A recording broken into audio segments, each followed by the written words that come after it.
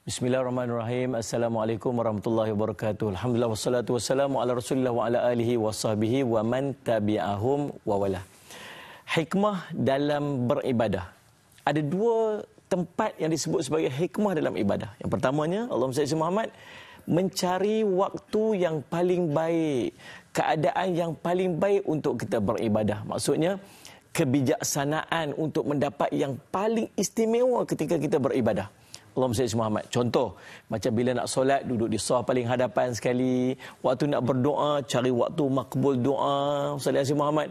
Waktu nak berqiyamul lail, waktu mana paling best, paling perfect untuk mendapat keistimewaan dan paling banyak kelebihan ketika kita beribadah. Itu kebijaksanaan untuk kita mendapat yang paling istimewa ketika kita beribadah. Yang keduanya ialah hikmah di sebalik ibadah tersebut. Nabi SAW menyebutkan, kam min sa'imin ma laysa lahu min siyami ila al-ju' wal 'atash. Berapa ramai orang yang berpuasa tapi tak dapat apa-apa daripada puasanya melainkan lapar dan dahaga saja. Sebab apa dia tak dapat apa-apa? Sebab dia tak faham hikmah di sebalik ibadat puasa itu sendiri. Orang puasa, dia puasa. Tapi dia tak tahu apa-apa pasal apa dia puasa. Macam orang pergi kursus lah. Pasal apa pergi kursus ni? Tak tahulah pasal bos suruh. Endaknya bila balik kursus, bukan jadi lebih baik. Jadi lagi teruk. Hari tu pas cakap pukul 10. Sekarang ni langsung tak main kerja. Pasal apa? Sebab tak faham pasal apa dia masuk kursus. Demikian juga dalam kata kita beribadah. Bila kita faham tuntutan beribadah, kenapa kita diperintahkan untuk beribadah tertentu, contohnya puasa, kita qiyamul lail, solat dan sebagainya, barulah kita bersungguh-sungguh untuk kita melaksanakannya sebab kita faham hikmah di sebalik ibadat tersebut. Maka untuk mendapat keistimewaan dan kelebihan daripada ibadat, yang kita perlukan itulah ilmu. Ilmu untuk kita melakukan yang terbaik dan ilmu juga untuk kita mendapat manfaat dan kelebihan daripada ibadat yang kita lakukan. Wallahu a'lam. Wallahu a'lam. Okey, baiklah, itulah sedikit tazkirah yang disampaikan oleh Ustaz Jafri Abu Bakar Mahmudi yang kita terbangkan khas dari Johor. Duta khas Dana Pembinaan Masjid Bestari Perdana Pasir Gudang, Johor, Fiza. Selamat datang Ustaz. Sukalah Fiza dengan topik tu, ibadah dengan hikmah. Secara ringkas kan tadi kan, di mana hikmah ni terbagi kepada dua, iaitu kebijaksanaan dan juga kesan kepada hikmah itu. Baiklah Ustaz, berbalik kepada Masjid Bestari Perdana Pasir Gudang ni, boleh Ustaz Jafri ceritakan kepada penonton LKO sedikit latar belakangnya? Subhanallah. Saya ni main daripada Kedah ni. Masjid ni dekat Johor. Subhanallah. Nak beritahu bahawa apabila kita mengambil tanggungjawab tentang pembinaan masjid ni, tak kira kita duduk dekat mana. Betul. Waktu di approach untuk kita bincang, Ustaz, tolong kita nak bangunkan masjid. Tahu tak, Fiza tahu, masyarakat di Taman Bestari Perdana ni tunggu masjid ni 10 tahun dah. Duduk di tempat itu selama 10 tahun. Kalau ada anak yang lahir waktu tu, sekarang ni dah darjah 4 dah agak, ya kan? Lambat tu nak pusing nak cari umur tu kan. 10 dah darjah 4 dah. Tapi tak ada masjid. Ada satu surau lah yang duduk dekat dengan situ. Surau tu nama Surau Al-Ghufran. Tapi kapasiti surau ni kalau kita pergi tengok, sekali-sekali pergilah tengok. Tambah-tambah time nak masuk Ramadan ni. Isu yang sama setiap kali Ramadan, limpahan jemaah. Penduduk dah lebih 10,000. Surau ada kecil je yang hanya mampu menempatkan kurang daripada 1,000 orang. Sekali masuk Ramadan, melimpah sampai dekat luar. Yang paling menyedihkan ialah surau ini sendiri tak boleh nak dilaksanakan Jumaat. Sebab Jumaat ini dia rutin mingguan. Bayangkan orang penduduk dekat situ, kalau setiap kali nak solat Jumaat, dia terpaksa keluar daripada tempat dia. Perjalanan lebih 10 minit perjalanan untuk pergi solat Jumaat. Itu satu hal. Yang kedua, mak ayah. Bayangkan yang kerja dekat luar, anak-anak takkan nak biar tak solat Jumaat. Balik sekolah, nak kena bawa pergi untuk solat Jumaat. Dah umur dah 11 tahun, umur 12 tahun. Takkan nak biar pergi sendiri, nak jalan kaki, nak kawal basikal untuk pergi solat Jumaat. Takkan nak biar pula tak solat Jumaat. Apa yang berlaku?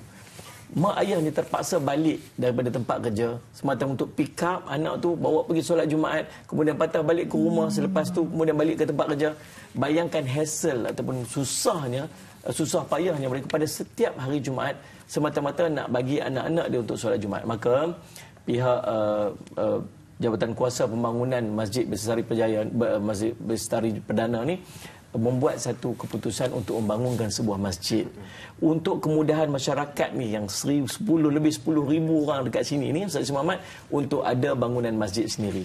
Itulah hadirnya kita di Nasi Lemak Kopi O pada pagi ini untuk ajak sama-sama kita merealisasikan hajat dan cita-cita penduduk di Bestari Perdana ni untuk ada masjid sendiri, insya-Allah. Okey, baiklah Ustaz, cakap mengenai pembinaan. Berapa jumlah keseluruhan kos yang perlukan sebenarnya?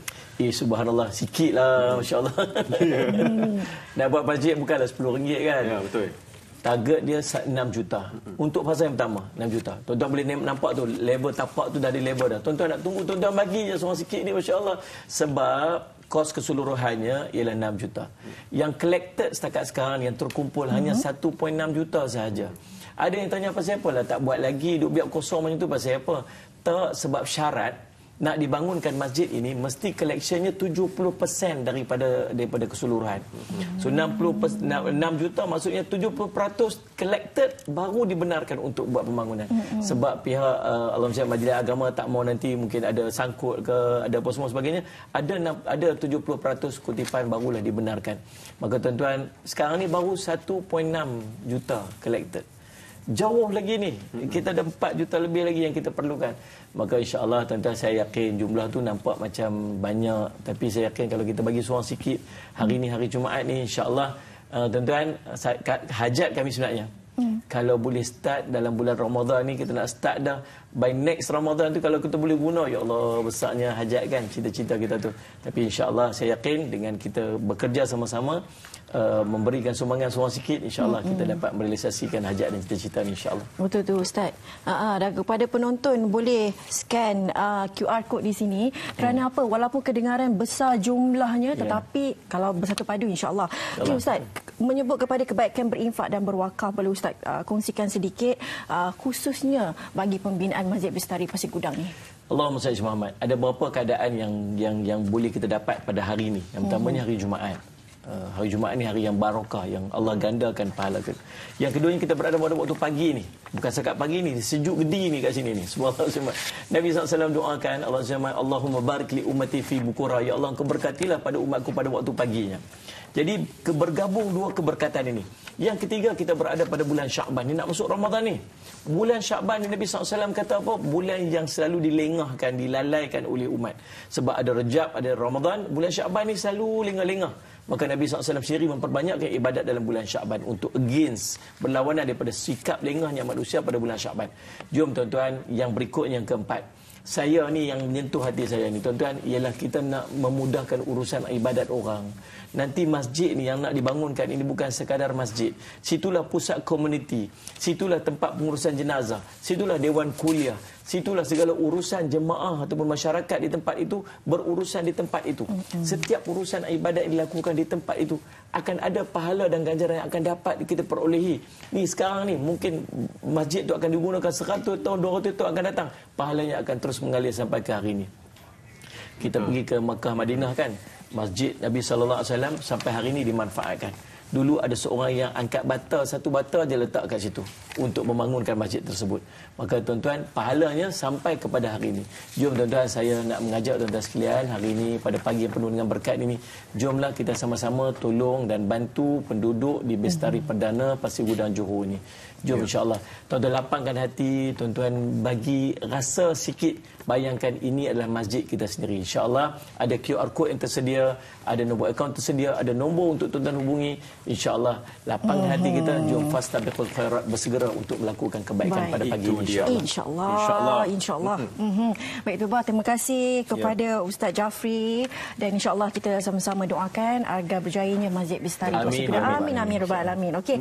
Baik Rabah.